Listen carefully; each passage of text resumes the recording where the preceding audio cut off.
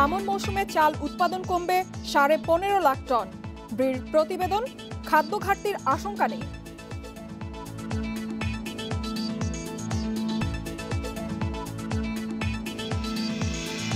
চার বছরে 19 ব্যাংকে 350 কোটি টাকা লেনদেন এমপি পাপুল ও তার পরিবারের, দাবি সিআইডি।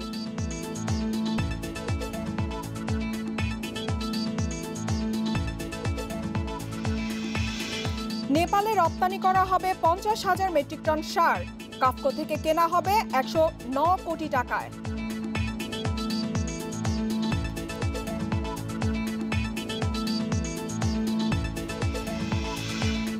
নিরাপদ পানির সরবরাহ প্রকল্পে 8,000 কোটি টাকার সুকুক বন্ড আগামী সপ্তাহে আসছে বাজারে।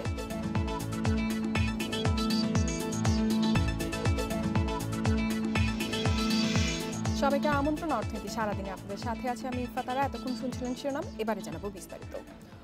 কয়েক দফা বন্যার কারণে চলতি আমন মৌসুমে দেশে চালের উৎপাদন কমবে 15.5 লাখ টন। ধান গবেষণা ইনস্টিটিউট ব্রির গবেষণায় এ তথ্য উঠে এসেছে। তবে চাহিদা ও উৎপাদন বিবেচনায় দেশে খাদ্য ঘাটতির কোনো আশঙ্কা আপাতত নেই বলছে সংস্থাটি। কয়েক দফা বন্যায় দেশে প্রায় 35টি জেলায় বিভিন্নভাবে ক্ষতি হয়েছে আমন ধানের চাষ, পাশাপাশি রয়েছে করোনা মহামারীর ধকল। এসব বিবেচনায় দেশের খাদ্য পরিস্থিতি নিয়ে গবেষণা চালায় বাংলাদেশ ধান গবেষণা ইনস্টিটিউট ব্রি বলছে, গত বছর আমন মৌসুমে 1,55 লাখ টন চাল উৎপাদন হয়েছিল। তবে চলতি আমন মৌসুমে বন্যায় 1 লাখ হেক্টরের বেশি জমি ক্ষতিগ্রস্ত হওয়ায় এবার উৎপাদন কমে হবে 1,39 লাখ টন। চাহিদা বিবেচনায়, মানুষের দৈনিক চাল ভোগ ও জনসংখ্যার পরিমাণ বিবেচনায় বর্তমান পরিস্থিতি ভালো বলছে সংস্থাটি। তাই উৎপাদন কিছুটা কমলেও জুন পর্যন্ত 28 লাখ টন চাল উদ্বৃত্ত থাকবে। কনজারভেটিভ ওয়েতে আমরা এস্টিমেট করে যে আমরা ফলাফলটা দিয়েছি সেটা হলো আগামী জুন পর্যন্ত আমাদের এই যে গত বোরো, তারপরে আউশ, তারপরে আমন, এই যে টোটাল প্রোডাকশন এবং টোটাল কনজামশন, এটা যদি আমরা ব্যালেন্স করি তাহলে দেখা যাচ্ছে ন্যূনতম আমাদের 28 থেকে 30 লক্ষ টন চাল আমাদের উদ্বৃত্ত থাকবে আগামী জুনের 30 তারিখে। উদ্বৃত্তের কথা বলা হলেও ভোক্তাদের এখনও বেশি দামে চাল কিনতে হচ্ছে। তাই দাম নিয়ন্ত্রণে চাল সংগ্রহ কার্যক্রমকে কৃষক বান্ধব করার পরামর্শ অর্থনীতিবিদদের। সাম্প্রতিককালে যে চালের দাম যেটা বেড়েছে, এটা চালের পর্যাপ্ত উৎপাদন এবার হয়েছে বোরো ফসল পর্যন্ত, কিন্তু আমাদের বাজার কিন্তু চড়ে গেছে। এটা আসলে আমাদের উৎপাদন ঘাটতির কারণে না, এটা সেই ইনভিজিবল হ্যান্ডগুলো এখানে কাজ করেছে।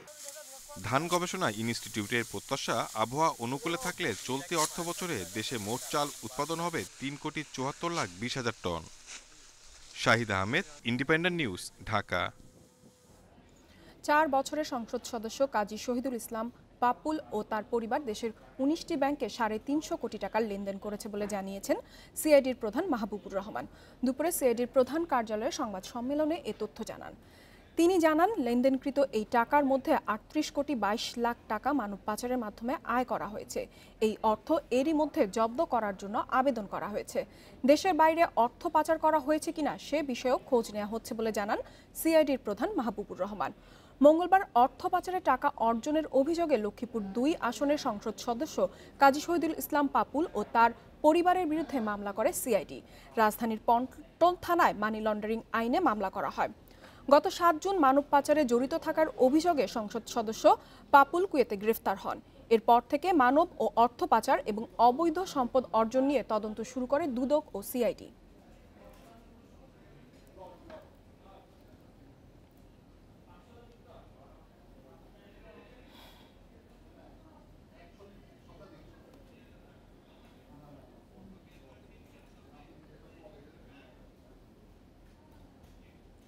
অফেরতযোগ্য ঋণ সহায়তার আওতায় নেপালে 50,000 মেট্রিক টন ইউরিয়া সার রপ্তানি করবে সরকার। এই সার Karnaphuli fertilizer company limited KAFCO থেকে সংগ্রহ করে নেপালে রপ্তানি করা হবে। এতে ব্যয় হবে 109,74,47,012 টাকা। বুধবার অর্থমন্ত্রী আহম মুস্তফা কামালের সভাপতিত্বে সরকারি ক্রয় সংক্রান্ত মন্ত্রিসভা কমিটির সভায় এই প্রকল্প অনুমোদন দেয়া হয়। সভা শেষে অনলাইনে সংবাদ সম্মেলনে অর্থমন্ত্রী জানান, নেপালে রপ্তানির জন্য কাফকো বাংলাদেশ থেকে 50,000 মেট্রিক টন ইউরিয়া সার ক্রয়ের অনুমোদন দেওয়া হয়েছে। এটা বাংলাদেশ থেকে নেপালে সারের প্রথম রপ্তানি বলে জানান অর্থমন্ত্রী। সভায় 372 কোটি 51 লাখ টাকায় 4টি কর প্রস্তাব অনুমোদন দেওয়া হয়। সভায় স্থানীয় সরকার বিভাগের ঢাকা ওয়াসার সায়েদাবাদ পানি শোধনাগার তৃতীয় পর্যায়ের প্রকল্পের পরামর্শক প্রতিষ্ঠান নিয়োগের চুক্তিতে অনুমোদন দেওয়া হয়।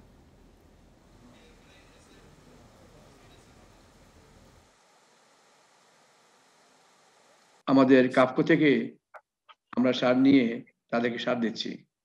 তো এটা আমাদের প্রথম ট্রেড আমাদের প্রতিবেশীদের সাথে, নেপালের সাথে বিশেষ করে আমরা করলাম। তো আমার মনে হয় এতে করে আমাদের ভাবমূর্তি আরো ভালো হবে আন্তর্জাতিক অঙ্গনে।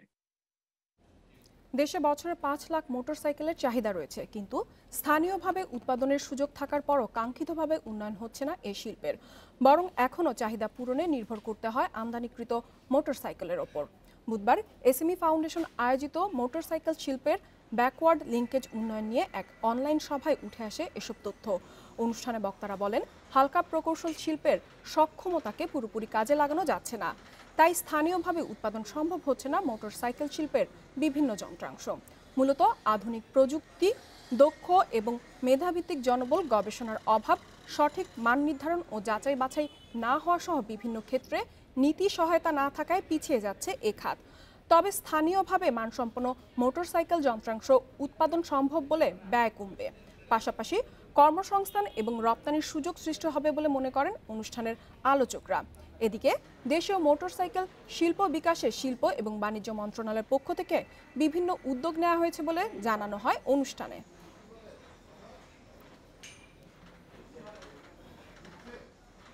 পরিবেশ দূষণ নিয়ন্ত্রণে রেখে দেশের চামড়া শিল্পের রপ্তানি বাড়াতে leather working group complex certificate অবশ্যই থাকতে হবে। সকালে রাজধানীর একটি হোটেলে এক সেমিনারে এমন দাবি জানায় বাংলাদেশ লেবার ফাউন্ডেশন। ভারতে 159, চীনের 102টি ট্যানারির এই সার্টিফিকেট থাকলেও বাংলাদেশে মাত্র 3টি ট্যানারির এই কমপ্লায়েন্স সার্টিফিকেট রয়েছে। অনুষ্ঠানে বক্তারা বলেন, লেদার ওয়ার্কিং গ্রুপের কমপ্লায়েন্স সার্টিফিকেট অর্জনের মাধ্যমে বিদেশি ক্রেতাদের কাছে বাংলাদেশের চামড়া শিল্পের গ্রহণযোগ্যতা ও পণ্যের দাম বাড়বে। এছাড়া চামড়া প্রক্রিয়াকরণে উৎপন্ন বর্জ্য বাই প্রোডাক্ট হিসেবে ব্যবহার হওয়ায় ট্যানারির আর্থিক সুবিধা বৃদ্ধি পাবে।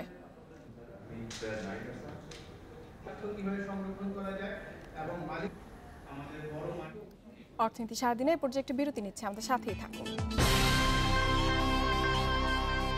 বিরতির পর আবারও আমন্ত্রণ অর্থনীতি সারাদিনে, জানিয়ে দিব আরও কিছু খবর। সরকারের ঘাটতি অর্থায়নে প্রথমবারের মতন শরিয়া ভিত্তিক ইসলামী বন্ড বা সুকুক বন্ড বাজারে আসছে। বিকল্প এই বিনিয়োগ ব্যবস্থার মাধ্যমে প্রথম দফায় 8,000 কোটি টাকা অর্থ সংগ্রহ করা হবে। জনস্বাস্থ্য প্রকৌশল অধিদপ্তরের নিরাপদ পানি সরবরাহ প্রকল্পের সম্পদের বিপরীতে ছাড়া হচ্ছে এই সুকুক। বাংলাদেশ ব্যাংক বলছে, এর মাধ্যমে ইসলামিক ব্যাংকিং ব্যবস্থায় বিনিয়োগের সুযোগ বাড়বে। উন্নয়ন কর্মকাণ্ডে অর্থায়নে সরকার নতুন বন্ড ছাড়ার প্রক্রিয়া শুরু করেছে, তবে এটি প্রচলিত সাধারণ বা ট্রেজারি বন্ড নয়। বিশ্বব্যাপী পরিচালিত শরিয়া ভিত্তিক ইসলামী বন্ড সুকুক। সুকুক ছাড়ার দিক থেকে বর্তমানে মালয়েশিয়া বিশ্বে প্রথম স্থানে রয়েছে। এছাড়া বাহরাইন, ইন্দোনেশিয়া, পাকিস্তান, সৌদি আরব, সিঙ্গাপুর ও যুক্তরাষ্ট্রেও সুকুক প্রচলিত। মুসলিম দেশের পাশাপাশি কিছু অমুসলিম দেশেও এখন সুকুক চালু রয়েছে। এ বন্ডের মাধ্যমে সরাসরি সম্পদের ওপর মালিকানা দেওয়ার নিশ্চয়তা থাকে, ফলে সাধারণ বন্ডের চেয়ে অনেক বেশি নিরাপদ এর বিনিয়োগ। শুরুতেই সারা দেশে নিরাপদ পানি সরবরাহ প্রকল্পের সম্পদের বিপরীতে ছাড়া হচ্ছে এই শরিয়া বন্ড। কেন্দ্রীয় ব্যাংক 4,000 কোটি টাকা করে 2 দফায় বিনিয়োগকারীদের কাছে সুকুকের সার্টিফিকেট বিক্রি করবে। এছাড়া প্রথম দফায় বেসরকারি একটি ব্যাংকও সুকুক বন্ডের মাধ্যমে অর্থ সংগ্রহের প্রক্রিয়া চূড়ান্ত করেছে। সম্প্রতি এ বিষয়ে অর্থ বিভাগের সঙ্গে বাংলাদেশ ব্যাংকের একটি দ্বিপক্ষীয় চুক্তি সই হয়েছে। আমাদের ড্রাফট আমরা গভর্নমেন্টের কাছে দিয়ে দিয়েছি। আমরা প্রাইমারি লেভেলে আমরা 4,000 কোটি টাকা মার্কেটে ছাড়বো। টোটাল আমার 8,000 কোটি টাকার আমার প্রোগ্রাম। এটা নতুন, যেহেতু আমার এই মার্কেটে যাচ্ছে, এই প্রোডাক্টটা তো নতুন। তবে যেখানে শক্তিশালী বন্ড মার্কেট এখনও তৈরি করা সম্ভব হয়নি, সেখানে শরিয়া ভিত্তিক সুকুক বন্ড কতটা কার্যকর হবে তা নিয়ে সন্দিহান আর্থিক খাত বিশ্লেষকরা। এছাড়া সম্পত্তি হস্তান্তরের ক্ষেত্রে উচ্চ শুল্ক হার এজন্য বড় বাধা বলেও মনে করেন তারা। যে সময়টা আছে এর মধ্যে দ্রুত আমাদের কিছু রেগুলেটরি এবং পলিসি সহায়ক ফ্রেমওয়ার্ক বা ফেভারেবল ফ্রেমওয়ার্ক সেগুলো একটু চিন্তা করে যতটা দ্রুত সম্ভব সেগুলোকে অপারেশনালাইজ করতে হবে। এর মধ্যে একটা বিষয় হচ্ছে ট্যাক্সেশন এই সুকুক বন্ডের উপর। এই যে ওনারশিপ ট্রান্সফার যাবে এসপিভির কাছে আবার এসপিভিতে ফেরত হবে, সেখানে এই ইস্যুইং কস্টটা কিভাবে কমানো যায়, এই রেজিস্ট্রেশনের ফিটা কমানো করা যায়, সেখানে আপনার পাওয়ার অফ অ্যাটর্নি দিয়ে করা যায় কিনা, এই লিগাল অ্যানালাইসিস গুলো আমরা এখন করতেছি। সরকারের ঘাটতি মেটাতে সুকুক বন্ড বড় ভূমিকা রাখবে বলে আশা করা হচ্ছে। এরই মধ্যে সুকুক বন্ডের মাধ্যমে অর্থায়নের জন্য ৬৮টি প্রকল্পের তালিকা তৈরি করা হয়েছে। ইফাতারা, ইন্ডিপেন্ডেন্ট নিউজ। দেশের সব মোটরযান ও তৃতীয় পক্ষের ঝুঁকি বিমা বাতিল করেছে বিমা উন্নয়ন ও নিয়ন্ত্রণ কর্তৃপক্ষ IDRA। সোমবার এ সংক্রান্ত একটি প্রজ্ঞাপন জারি করে প্রতিষ্ঠানটি।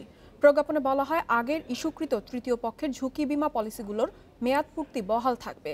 তবে নতুন সড়ক পরিবহন আইন 2018-তে তৃতীয় পক্ষের বিমার বাধ্যবাধকতা না থাকায় নতুন করে এ ঝুঁকি বিমা ইস্যু করা হবে না।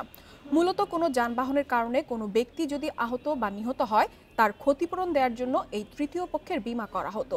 এই আইন বাতিল করার কারণ হিসেবে বিমা কর্তৃপক্ষ বলছে, আগে তৃতীয় পক্ষের ঝুঁকি বিমাতে ক্ষতিপূরণের সীমা ছিল 20,000 টাকা, যা প্রয়োজনের তুলনায় কম। কিন্তু এখন থেকে এই ধরনের কোনো ব্যবস্থা না থাকায় ব্যক্তিকে আইনি প্রক্রিয়ায় যেতে হবে।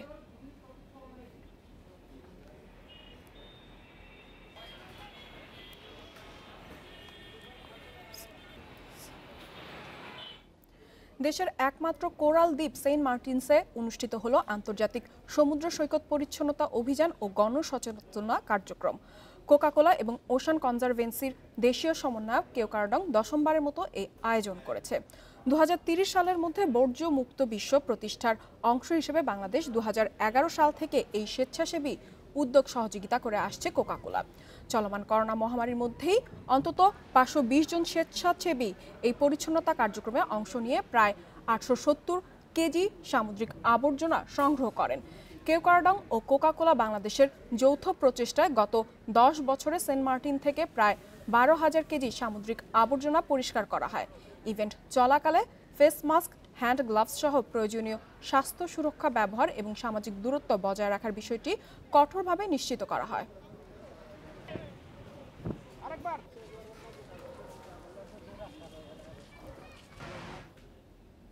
এবার শেয়ার বাজারের খবর।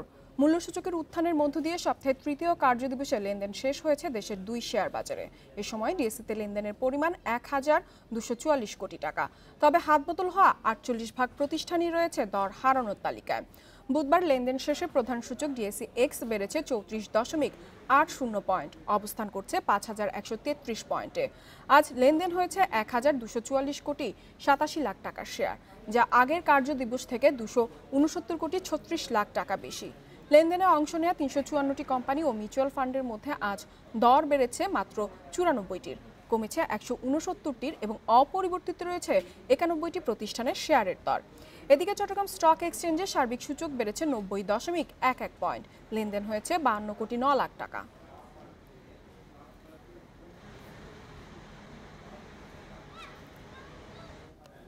এবার জানাবো বিশ্বের প্রধান মুদ্রার সাথে টাকার আজকের বিনিময় হার। দর অপরিবর্তিত রয়েছে। যুক্তরাষ্ট্রের ডলারের বিনিময় হয়েছে 84 টাকা 90 পয়সায়। যুক্তরাজ্যের পাউন্ডের দর কমেছে, বিনিময় হয়েছে 116 টাকা 64 পয়সায়। কমেছে যুক্তরাজ্যের পাউন্ডের দর, বিনিময় হয়েছে 105 টাকা 54 পয়সায়। দর অপরিবর্তিত রয়েছে। ভারতীয় রুপির বিনিময় হয়েছে 1 টাকা 25 পয়সায়। দর অপরিবর্তিত রয়েছে। সৌদি রিয়েলের বিনিময় হচ্ছে 22 টাকা 74 পয়সায়। আরব আমিরাতের দিরহামের দরও অপরিবর্তিত রয়েছে, বিনিময় হচ্ছে 23 টাকা 23 পয়সায়। কুয়েতি দিনারের দর কমেছে, বিনিময় হচ্ছে 180 টাকা 21 পয়সায়। এছাড়া কমেছে মালয়েশিয়ান রিঙ্গিতের দর, বিনিময় হচ্ছে 21 টাকা 1 পয়সায়।